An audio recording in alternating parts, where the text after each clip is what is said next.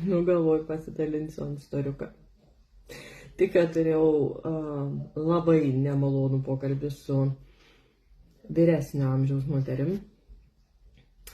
Ir moteris nusprendė visais įmanomais epitetais ir gražiausiais žodžiais pasakyti savo nepasitenkinimą, kad aš savo darbą darau sąžiningai.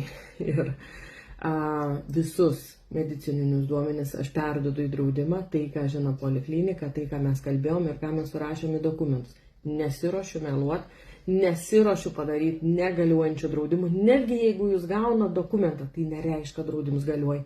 Jeigu bus netitikimai tarp poliklinikas ir užpildytų dokumentų, draudimas bus negaliuojantis, jūs mokėsit už negaliuojantį draudimą.